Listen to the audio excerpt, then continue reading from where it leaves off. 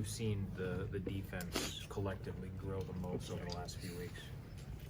We put an emphasis on shrinking the gaps and not letting people play one-on-one by themselves or making people play in a crowded space. So that's a big leap, and you can see it in the defense. People talked about, especially with Cassius, how you made it difficult, not just defending him, but just to catch the ball. When you flip on the offensive side and somebody does that to you, how much more difficult does it make the game when you have to really earn everything out there? Yeah, it makes it a lot harder. But I just think about the energy. The first game we played him, we let him relax too much, and he was playing comfortable, and he didn't waste that much energy. So just trying to wear him down over time. So. Eli, is that defensive change sort of a philosophical change from the last couple of years? We've heard so much about just playing one-on-one and not much helping, and the numbers kind of bear that out. Teams don't get assists and things like that. Is that a bit of a just shift overall? It was always taught, but it's brought to the forefront now that moving forward, and we knew we had to make changes in order to be better defensively. So that was just one of the changes that we had to make. And then with Big John, he struggled a little bit shooting the ball lately. What can you guys as sort of the post feeders do to maybe help him get going, or? Try to find him earlier.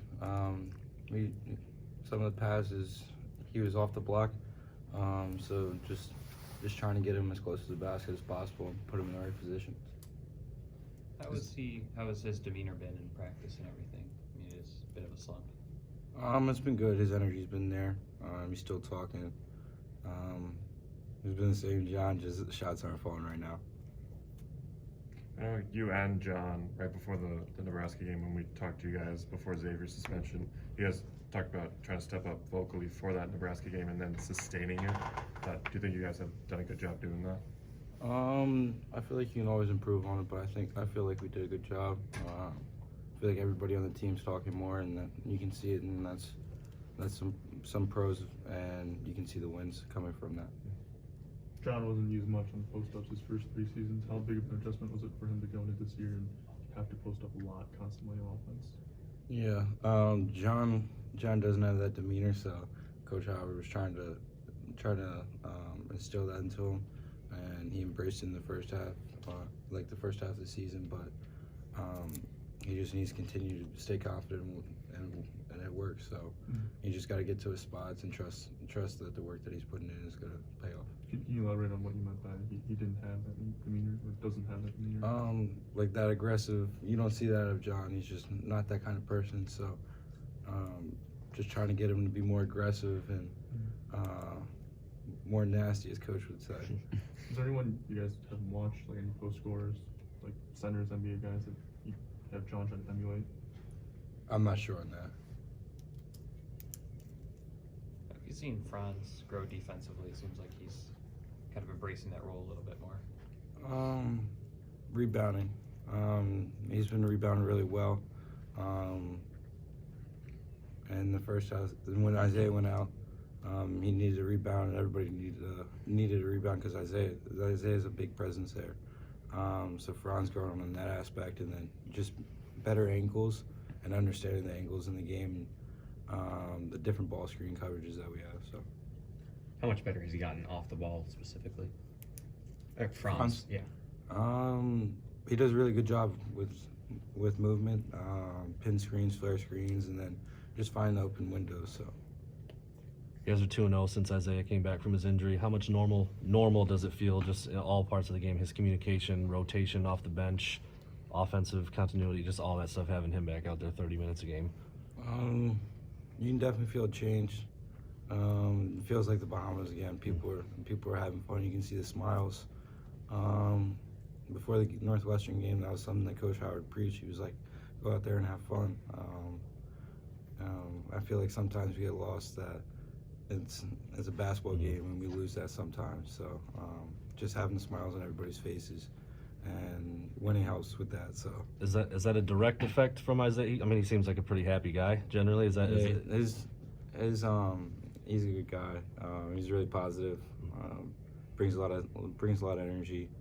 And it's a little different when you're on the court versus when you're on the bench. So To that point about Isaiah, Last 2 games, no one's had to go to that 35, 37, 39-minute plateau. How important is that, especially it's the middle of February, you guys have been playing in season for a while? Yeah, that's big. We're in the final stretch. Everybody has to be healthy, and especially going into the tournament when you would play back-to-back games. That's big when you have bench play like we do. For you offensively, it seems like you've really been able to kind of assert yourself a lot more going back to Nebraska and on forward. Was there any changes that you made, or what's kind of allowed that to happen? Coach Sadi just continued to be on me about hunting shots, and just taking that to heart and trying to apply it. You've led the team in scoring a couple of these road games, I think maybe even the last 3, I guess. What do you think that you bring to the road that maybe you can impart to the rest of the team? And do you have a approach to road games? I like road games better than home games, honestly. I like hearing the other crowd, and I use like reverse psychology. Like when you miss a shot, they're cheering for you. So like, so like you don't think about it as much. So the next shot's going in. That's how I think. So it's a weird way to think about it, but it works for me. So should the home crowd cheer on your misses then? Is that Juwan said you guys had yesterday off, so have you done any like Indiana film work or anything yet? Can you speak on them? I guess if not, it's fine. I got some defensive clips from our video guy, but and that's about it. And we had our scouting report up, but that's something that we look over today and then tonight and then moving forward. Joanne talked about how different assistants kind of take the lead scout with each game. Do they do things more or less the same, or do you see any differences between Howard, Sadi, and Phil? I think the biggest change is when Phil does the scouts. I don't know, just the way he like approaches it and the way he talks about each player is just a little different than all the other assistants. What is different about it? He just points out little things, not necessarily the picture, like the big picture things that everybody else would point out. So just little details about like his moves and stuff and his tendencies that aren't on like most people's scouting report. You find that makes a big difference? Sometimes, yeah.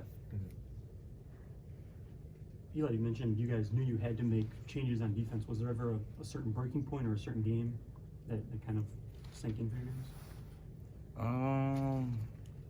I can't think of what game it was, but after one of the games, we had one of those practices where like one-on-one, every single defensive drill you could imagine, and I'm not sure how much time we spent on offense, but it was a lot of defense, and we needed that, and there was a lot of competitiveness in that practice because we wanted to make sure we still had that edge, even though we were in a losing streak. And Coach Howard cited your guys' energy and effort these last 5 games. I guess how have you seen that kind of pick up this recent stretch on defense?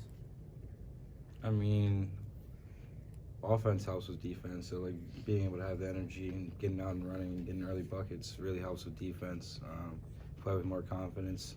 People always talk about confidence on offense, but there's confidence on defense, and just having that energy behind getting those stops and trusting the scouting report. Been Austin's teammate for a couple of years, I guess. What have you seen these last couple of weeks? I'm sure he's catching a lot of fans or outsiders by surprise.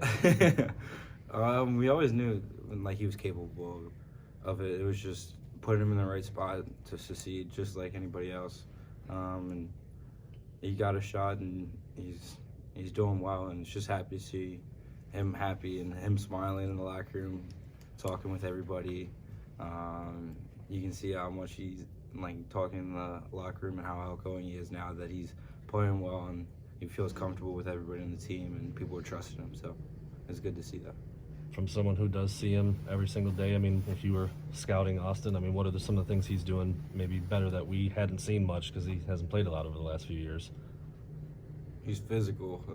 He's not afraid to hit anybody, and he's really skilled with his feet. Even though on video and stuff he looks slow, but he's really crafty around the basket and really uses the basket really well of of like using it to shield the big man off. And my favorite play was against Michigan State, where he pump faked, stepped through, and then pump faked again. And it's just really I'm really happy for him. I can see the changes. Isaiah called him the best finisher on the team. Would you agree? I would have to go with X, honestly. X is really crafty, but for big man, I would say he's the best. He's the best finisher. I wonder if you feel more of kind of like an offensive burden on your shoulders if like those inside shots aren't there, like kind of like they were at the start of the Northwestern game.